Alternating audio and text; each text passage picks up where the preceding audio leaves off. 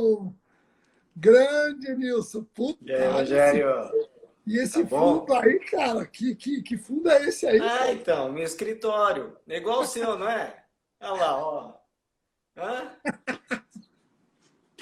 Muito Ah, muito legal, bom. cara. Olha Hã? só, e o rosto, deixa eu ver, são Não, personalidades, é isso? aquilo lá são skates que um amigo meu que é artista, skatista, fez. Ele é artista, ele é tatuador e ele faz com skates usados e ele pinta rosto de grandes lendas do skate. Daí ele acabou pintando uma minha lá, ó. Essa aqui, ó, é minha. Que não O deixa de ser cara uma fez. lenda. Legal, legal, muito joia, cara. Você Pois sabe é. que antes de entrar aqui, quero só confessar uma coisa, né? É. Muitos me perguntaram, pô, professor, mas eu não imaginava que o senhor era skatista. Não, não sou eu, Enilson. Eu nunca fui, nunca tive habilidades. Aliás, sempre aquela história, skate or die, eu sempre fui do die. Não dá. Ô, Enilson, eu vou deixar um tempinho aqui Tá, os comentários, mas às vezes os comentários eles travam. Se isso acontecer, eu tá. desativo os comentários. Você está me vendo bem? Está me ouvindo bem? Tô, tranquilo. Legal. Então, Enilson, como eu sempre faço aqui nas minhas redes, eu vou pedir o seguinte: se você puder se apresentar, porque depois eu vou colocar este vídeo no meu canal do YouTube. Eu gostaria que as pessoas rapidamente soubessem quem é o Enilson, e aí a gente Tá. começa o nosso bate-papo aprofundando temas de vida. Eu comecei esta live dizendo: hoje nós vamos discutir Ministério Público, promotor de justiça e vida. Né? Não adianta você me fazer uma pergunta aqui: qual crime pratica quem fura a fila para tomar vacina? Não é isso que nós vamos discutir. Aliás, fura a fila para tomar vacina é um tema que eu vou discutir amanhã à noite com o jornalista Borda. Então, hoje é Legal. tema vida. Assim, para você tomar um vinho, para você bater, para ficar totalmente relaxado nesta live comigo, com o Enilson. Enilson, a palavra está Sim, com você. beleza. Meu nome é Nilson Komono, sou descendente aí de japoneses, né, segunda geração no Brasil. Tenho 45 anos, estou no Ministério Público junto com o Rogério desde 99, a gente ingressou aí, estamos fazendo 22 anos, né, de Ministério Público. Sou casado com Noemi há 19 anos, tenho dois filhos, Ian e Pedro, adotivos, os dois. Nós somos pais adotivos por opção, não por falta de opção. Eu sempre quis ter filhos adotivos. Acredito nessa causa, né? Depois, ao longo da... A gente vai conversar um pouquinho sobre isso, poder falar um pouquinho. Sou alguém que acredita muito, que não perde a esperança e que tenta usar as ferramentas de trabalho e fora do trabalho para fazer alguma modificação na sociedade, para contribuir, para fazer parte da solução e não dos problemas. É isso. Muito legal, Enilson. Invariavelmente, nós temos aqui, eu até já li as pessoas que estão participando, tal. Nós temos profissionais, a Aline, por exemplo, que acabou de postar palmas. A Aline é uma juíza federal, que inclusive foi juíza federal um tempo no Amazonas. Eu não lembro que sessão judiciária que ela está agora. Mas temos inúmeros colegas, mas inúmeros estudantes também. E você tem efetivamente, Nilson, uma história muito legal para contar desde quando você era estudante. Por que eu digo efetivamente uma história legal? Porque não raras vezes nos deparamos com pessoas colocando holofotes no seu passado, como se o seu passado fosse um passado de obstáculos. Não que não tenhamos obstáculos, mas tem gente que tem obstáculos com letras maiúsculas. E eu acho que você representa efetivamente esse estudante com obstáculos com letras maiúsculas. Não, eu volto a dizer, não estou diminuindo as dificuldades de quem quer que seja. Mas se tem uma pessoa que tem dificuldade, aquela história de um amigo do meu amigo, primo do meu irmão, não, peraí, aqui eu vou conversar com uma pessoa que efetivamente enfrentou dificuldades e enfrentou muito bem, soube se desvencilhar.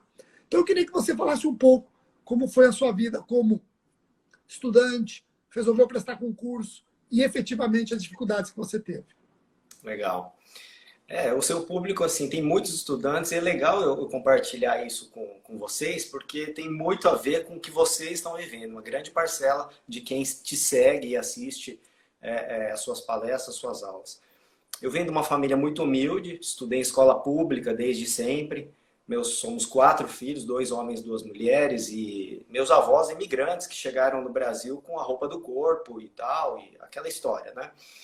A gente viveu com muita dificuldade, meus pais conseguiram criar a gente para ser determinado, né? Essa é a palavra. Aquela educação japonesa, sabe? Você se esforça, você vai conseguir, você tem que estudar, é bem japa mesmo aquele negócio. E aí, desde criança, eu estava acostumado com isso. Eu vou me esforçar, eu vou conseguir, vou dar tudo e tal. E cresci assim, comecei a trabalhar com 13 anos de idade.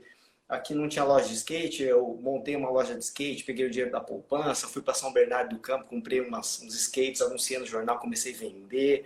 Aí depois eu fui entregador de marmita, entregador de jornal, cobrador. Na época, a mensalidade do jornal era um boletim e tal, assim, que a gente ia no canhoto de moto na casa das pessoas. Teve uma época que eu tive 4 empregos durante a faculdade para poder pagar. Na faculdade eu estudei aqui na IT, na Instituição Toledo de Ensino em Bauru, e paguei a faculdade trabalhando, né? Juntei tudo isso desde os 13 anos de idade. Interessante, eu tinha uma moto muito boa e um carro. Então o que eu fiz? Acabou minha faculdade, naquela época eu não tinha o Rogério Sanches, a gente vai fazer o cursinho lá no Damásio, em São Paulo, né, Rogério? E aí, o que eu fiz? Eu vendi a moto, peguei o dinheiro da moto e fui estudar em São Paulo. Me matriculei, pedi as contas dos meus trabalhos e fui estudar. Isso em 97, 98, que foi o ano pré da aprovação. Em 98 fui lá, comecei a estudar loucamente, usando o dinheiro da moto, metade do patrimônio que eu tinha, e o carro eu deixei estacionado aqui em casa, na casa dos meus pais em Bauru. E fui estudando em 98. No meio do ano, teve um concurso para procurador do Estado em Goiás. Eu fui passando, cheguei na segunda fase, que era dissertativa, 3 ou 4 dias de prova, fui lá, fui muito bem, acabei sendo reprovado por, acho que 0,20, algo assim, em uma das matérias. Fiquei super chateado, frustrado, falei, não é possível, justa a matéria que eu fui melhor, constitucional, os caras me reprovaram. Você fica com aquele sentimento de injustiça, bom, mas deixa lá, deixa passar. Em outubro a gente teve a nossa primeira fase do Ministério Público de São Paulo. Eu prestei e a nossa nota de corte foi 78 pontos na primeira fase. Eu fiz 77, nem sei se você sabe disso. Não passei. Então frustrei lá em Goiás, estava acabando minha grana. Fiquei por 1 na primeira fase do MP. E estudava que nem um maluco, né? Até às 10 da noite, todo dia, do meio-dia às 10 da noite, ali no Damásio, sem parar para jantar, que nem um, tipo, japonês que vai passar. Vou falar de tudo que eu posso. Fiquei por 1 no MP, no nosso MP. Aí, em seguida, meu pai me ligou, 2 dias depois. Nilson, entraram aqui em casa, a gente foi viajar no fim de semana, saquearam a nossa casa, fugiram com o seu carro, era a minha reserva de patrimônio. O dinheiro da moto estava acabando, fugiram com o meu carro, não passei por 1 ponto. Falei, pronto, acabou a minha vida. Entrei numa choradeira, fiquei doido, tal. Eu lembro que eu sou cristão, fui na igreja, voltei, desci no metrô ali da Liberdade, onde eu morava. Tava chovendo, eu lembro como se fosse hoje. Fui olhando pro poste, assim, aquela chuva caindo, me molhando.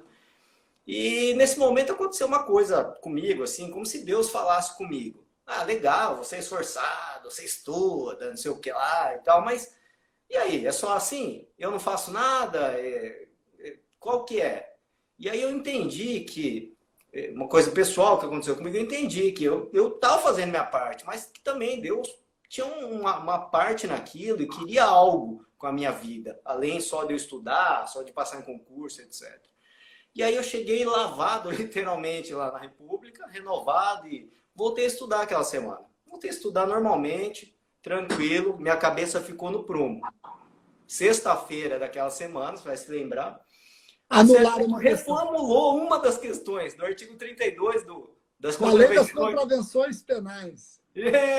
Reformulou e deu mais uma alternativa como certa. A e C, eu tinha assinalado a correta, eu fiz 78. Aí eu passei e passei em todas as outras fases mais tranquilamente, e hoje eu sou promotor do concurso que eu não tinha passado, né? E outra coisa que aconteceu também, uma semana depois, meu pai me ligou, e Nilson, não vai acreditar, largaram o seu carro 2 quadras da nossa casa, devolveram meu carro com a chave dentro, entendeu? Então assim, São coisas que acontecem. Sabe o que aconteceu, Enilson? O furtador descobriu que você passou na primeira fase. Deve ser. Deve ser. E assim, aconteceu comigo dessa forma. A mensagem, o resumo de tudo isso, o que eu entendi tudo que eu tenho, eu conquistei, eu me esforcei, fiz minha parte. Mas, a partir desse momento, eu entendi que tudo que eu tenho é para dividir. Não estou falando só de patrimônio, do que a gente sabe, de talento, do nosso tempo, da nossa vida, de uma forma geral, das nossas habilidades. Então, eu passei a entender isso, e no Ministério Público, a desenvolver essa dinâmica de fazer o máximo possível que traga resultado social, que eu toque a vida das pessoas. Então, trabalhando com adoção, com projetos sociais, com ajuda humanitária, com a parte de educação, construção de uma creche, agora durante a pandemia, com voluntariado. Então, eu sempre tenho me envolvido com isso, não porque fiz uma promessa nem nada, mas porque eu entendi que essa é uma forma de viver muito proveitosa e que acaba retornando para mim muito mais do que eu posso contribuir. Legal, Enilson, você é um exemplo no seguinte sentido. Muitos passam no concurso e entendem que a missão é ser promotor de justiça, pronto, acabou. Não que não seja uma importante missão, mas eu acho que nós temos condições de sempre além. Porque eu vejo colegas nossos dizendo o seguinte, poxa, principalmente os promotores do crime, tem uma hora que eu fico desanimado, parece que eu estou enxugando gelo, tal. Bom, e aí, você faz o quê? Você tenta trabalhar de que maneira para não ter essa sensação? Você encontrou uma maneira muito jóia. Você trabalha e nos comentários do post que eu fiz, os comentários são os mais positivos quanto à sua atuação como promotor de justiça. Isso eu achei muito legal. Principalmente a palavra combativo, isso veio muito, depois vocês vejam lá. É um promotor combativo. E além de ser um promotor combativo, nas horas que ele pode, ele traz no seu dia a dia um outro viés. Não é esse combativo no sentido de perseguir a condenação e conseguir a prisão de um criminoso, mas um combate diferente, um combate social. Se você puder falar para a gente rapidamente como que é esse seu outro combate no seu dia a dia, você se vale do skate também, até para te dizer o seguinte, interessante, depois eu queria que você também falasse um pouco dessa constituição da família, por que você, por opção, escolheu a adoção, mas alguns pensaram que quando eu coloquei skatista, promotor, acharam que era o seu sobrenome. Vamos lá, conta pra gente. Então, a partir desse momento, então, eu comecei a pensar em que habilidades que eu tenho para tocar a comunidade, para me relacionar. Porque não adianta eu ser formalista, ficar mandando ofício para tentar criar projetos, estimular o poder público a fazer as políticas públicas. Não, tem que me envolver. Então, como que eu fiz? Hoje, depois de uma longa caminhada, eu tenho 2 barracões que eu comprei e que funcionam como projetos sociais. O principal deles é uma pista de skate que eu mesmo construí, comprei as madeiras, ia de fim de semana, marceneirão mesmo, construí uma pista enorme. Tá tudo no meu Instagram lá, alguns vídeos de reportagens aí, tem uma reportagem grande, várias que falam sobre isso. E para dar aulas de skate para a comunidade. Então hoje eu tenho aí centenas de alunos que passaram por mim, principalmente dos bolsões de pobreza de Bauru. Então que eu, através do skate, eu ensino disciplina, eu ando com eles, faço coisas aqui em casa, eles vêm. É como se fosse uma família, levo eles para jantar, dou aula de skate 4 vezes por semana, gratuitamente, com professores também voluntários, né? Basicamente, nasceu dessa forma, é o projeto Wise Madness, que é Sabe a Loucura. E esse projeto hoje ganhou um porte tão grande que a gente tem 4 polos na cidade de contraturno escolar, que atendem ao total 500 crianças por dia, de 6 a 15 anos de idade. Crianças de bolsões de pobreza que passam o período oposto da escola nos projetos sociais, fazendo atividades, não só skate, né? Tem balé, tem música, tem luta, tem hip hop, tem artesanato, horta, tem tudo quanto é atividade, né? Fora os 4 pontos de contraturno escolar, a Wise Madness tem 2 casas-abrigo, então 2 orfanatos, né? Digamos assim, que fazem o serviço de acolhimento institucional do município aqui e que, né, recebem os órfãos, né, as crianças que foram vítimas de abuso e retiradas via conselho tutelar e decisão judicial de acolhimento institucional.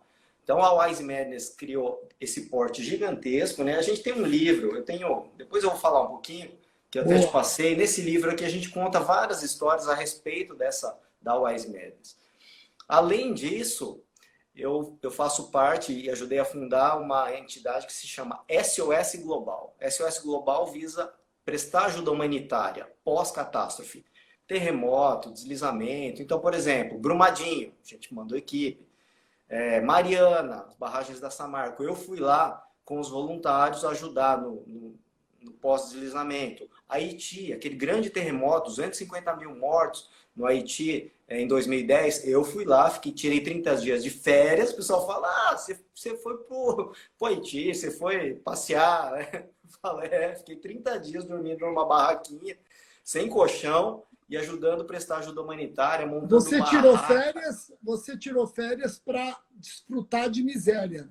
Isso, exatamente. Tirei férias, né? Tirei férias, porque não existe legalmente uma possibilidade de eu sair de uma licença, mesmo sendo para prestar ajuda humanitária. Comprei passagem com meu dinheiro, montei equipe de voluntários com cada um pagando a sua passagem, montamos o trabalho lá, ficamos 30 dias, a minha equipe, né? Depois a gente montou outras equipes. Então, Rio de Janeiro, aqui em Bauru, São Luís do Paraitinga, aquele tsunami em Sendai, no Japão, a gente mandou equipe, terremoto do Nepal, tufão Haiyan das Filipinas, Mianmar, aquela região do chifre da África, da extrema fome, a gente mandou equipe, terremoto do Chile, são N atuações e que a gente conta um pouco também no livro aqui, as experiências dos voluntários. Né? Tem várias coisas, uma creche, né? Eu construí uma creche, minha esposa é arquiteta, a gente comprou um terreno, ela fez o projeto arquitetônico, a gente construiu uma creche de 2012 até 2016,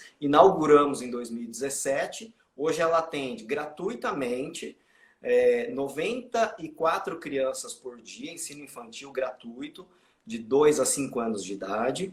Das 7h30 da manhã, as crianças entram às 7h30 da manhã e saem 4h30 da tarde, gratuito, educação de qualidade e de graça, né?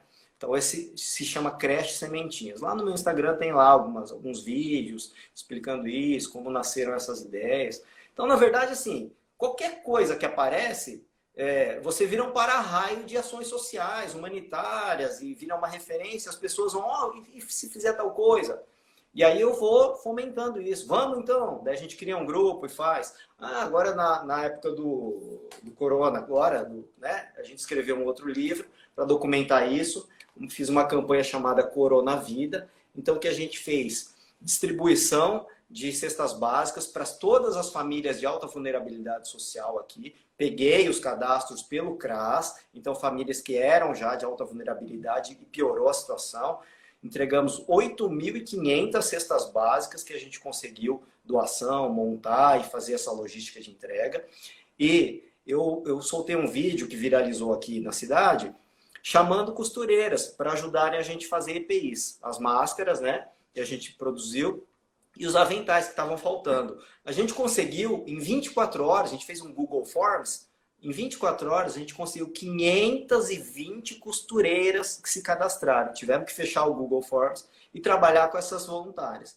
Produzimos aí, para resumir, em 10 meses, 140 mil máscaras individuais, esterilizadas, prontas para uso, e 40 mil aventais, também do tipo cirúrgico, que foram distribuídos para 19 cidades aqui da nossa região, para todos os equipamentos de saúde, e para SAMUs, para asilos, casas-abrigo, para as APAES, para todos os equipamentos que necessitaram. Inclusive para o Instituto Adolfo Lutz, que faz o exame PCR aqui de 1.800.000 pessoas de habitantes. Né?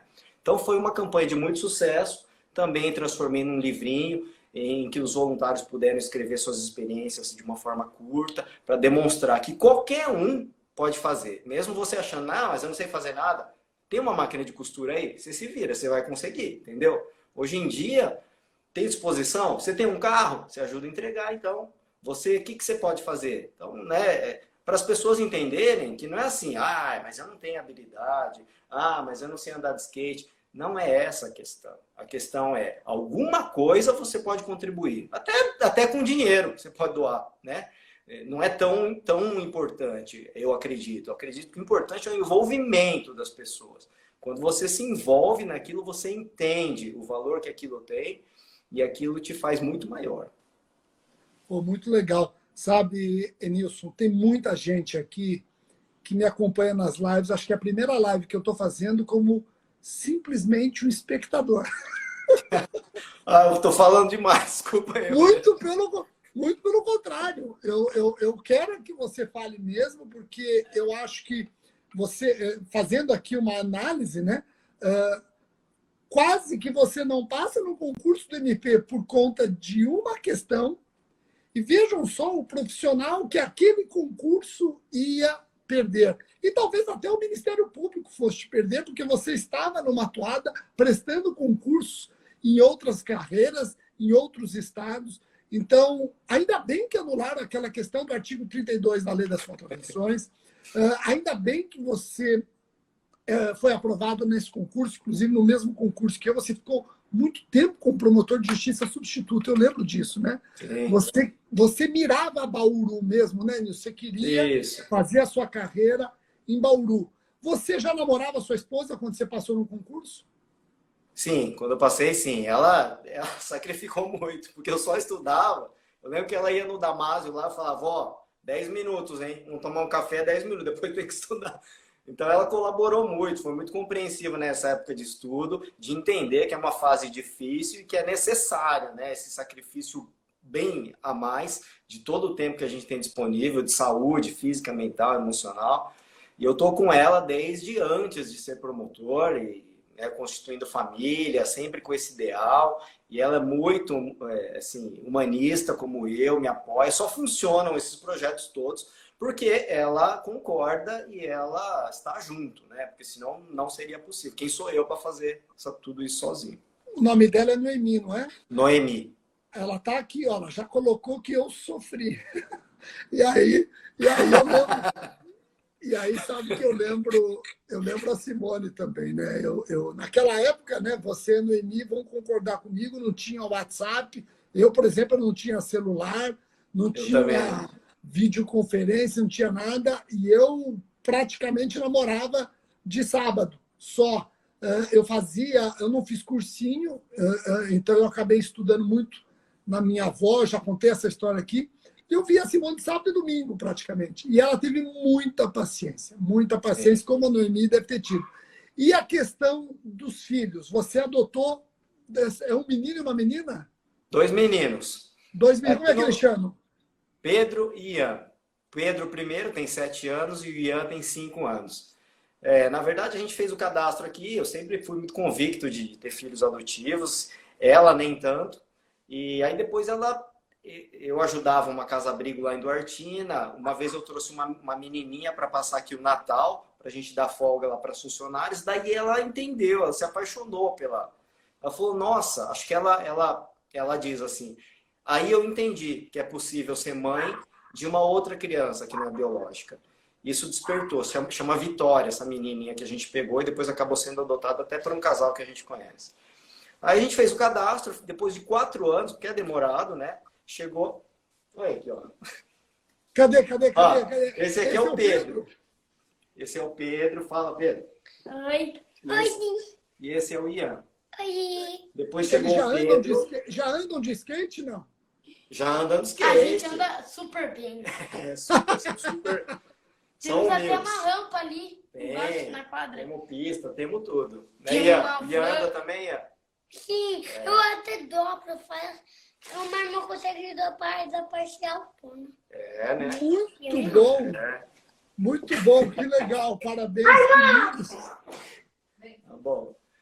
Chegou o Pedro primeiro, né? Ele era, na verdade, sim, foi interessante a história do Pedro. A assistente social do fórum ligou e falou assim, ó, tem um menino recém-nascido, prematuro, com sífilis, ninguém quer. A gente ofereceu no cadastro, vários casais já andou a fila, recusaram. Vocês teriam interesse? Né? Para encurtar a história. Sim, lógico. Porque ninguém, esse padrão de filho perfeito, não existe ser humano perfeito. Quem disse que biológico também não poderia ter um probleminha ou outro e tal? E quem disse que ter alguma deficiência física, alguma coisa, é imperfeição? Não tem nada a ver. Isso é bobagem. Então a gente pegou, fizemos o tratamento nele, ele era muito prematuro, nasceu com menos de 1,5 kg, 6 meses, é um histórico complicado, com sífilis, né? A gente levou ele para o infectologista e o infectologista falou, deixa eu avaliar aqui, deixa eu ver o prontuário, viu o prontuário dele, que ele ficou 30 dias na maternidade, quando ele nasceu, ficou com respirador, teve uma série de problemas, falou, olha, vamos fazer um exame de sangue para ver como que está esse nível aí da sífilis, se precisar a gente interna ele, a gente vê e tal, mas aparentemente ele está saudável.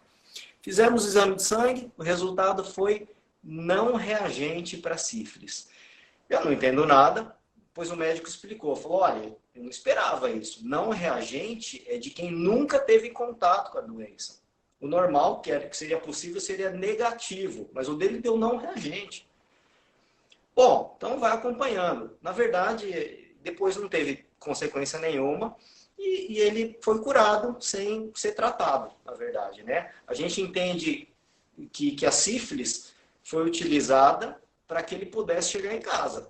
Porque se ele não tivesse nascido com sífilis, algum outro casal teria aceitado, né? Ele só veio parar em casa porque a gente aceitou esse desafio, entre aspas, de pegar uma criança com uma doença que as pessoas não queriam. E depois ele ficou com 2 dentinhos curtos, que eu fui estudar e saber que se chama dentição de Huntington, que é de quem nasce com a sífilis, para confirmar que realmente quando ele nasceu ele tinha sífilis, né? E a gente não precisou fazer o tratamento. O Ian chegou da mesma forma, quase 3 anos depois. A assistente social ligou e falou, olha, é uma criança que tem doença e tal, a gente lembrou de vocês, porque os casais não estão aceitando. A gente aceitou o desafio novamente e novamente não precisou fazer tratamento. A gente levou para uma pediatra, para uma médica ou prontuário. A médica falou, não, essas doenças que estão aqui já foram tratadas durante a maternidade, vocês não precisam ficar preocupados. E tranquilo, eles são crianças super normais, saudáveis. Se tivessem algum problema, tudo bem também.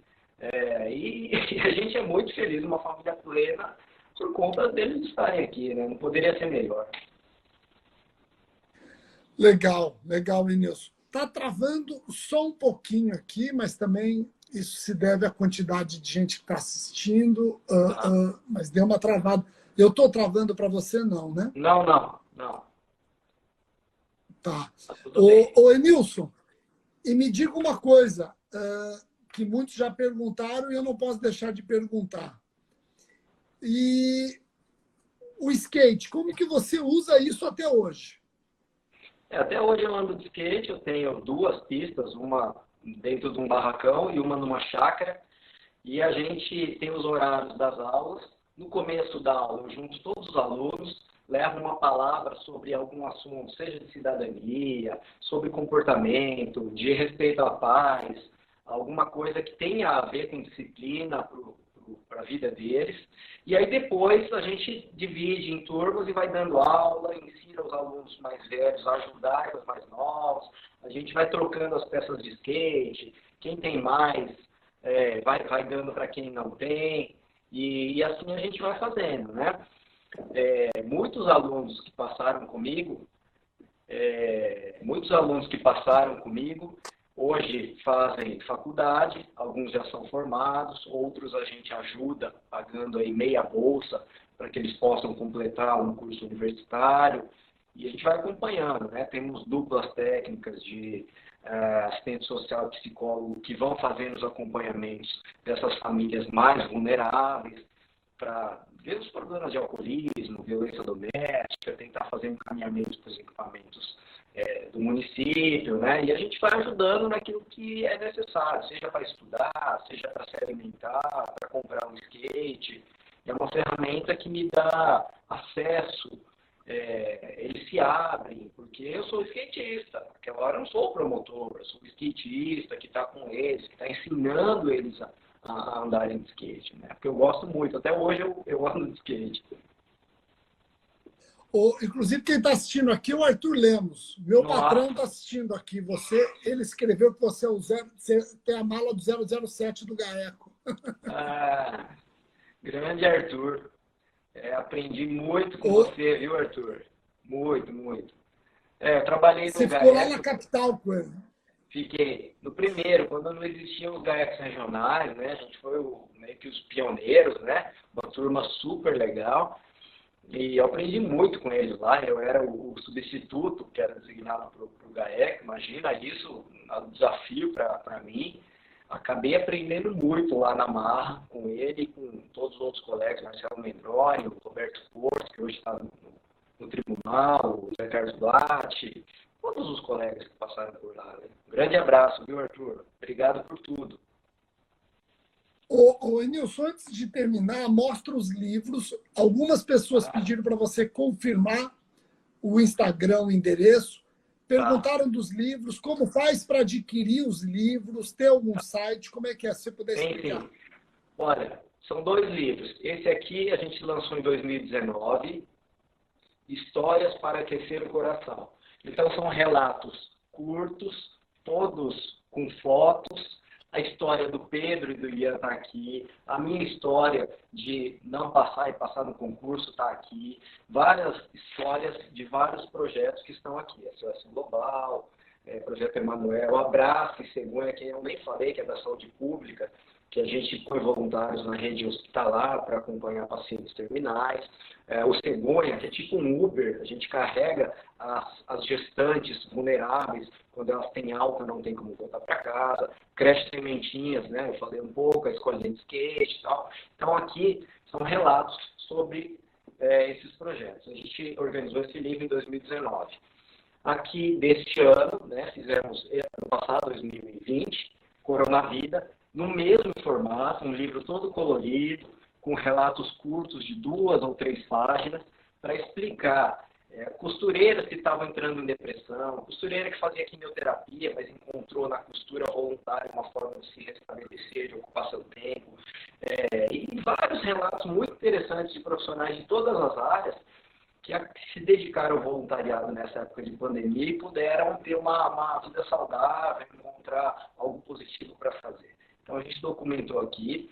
Eu vou colocar depois coloco, o meu perfil é Enilson Comono, tudo junto, Enilson Comono, tanto no Instagram, não sou ninguém perto de você, né? E no Facebook também, Enilson Comono, vocês podem procurar lá. Eu vou colocar lá nos meus 2 perfis lá, se chama Livraria Espessotto, Livraria Espessotto, Espessotto, editora Espessotto, dá para comprar pelo site, receber na sua casa, tem várias modalidades de compra lá, inclusive para fazer doação, né? Um livro custa R$29, outro R$39, mas você pode embutir de repente alguma doação. E queria fechar dizendo que todo o valor do livro, o valor bruto, né? Não é o líquido, o valor bruto, tudo que é arrecadado é destinado para os projetos sociais, né? Então, se você puder contribuir, é uma forma de você ver com mais detalhes várias histórias das que eu contei e outras mais legais ainda, e também contribuir com projetos, tendo certeza que esse dinheiro vai ser bem utilizado. Legal.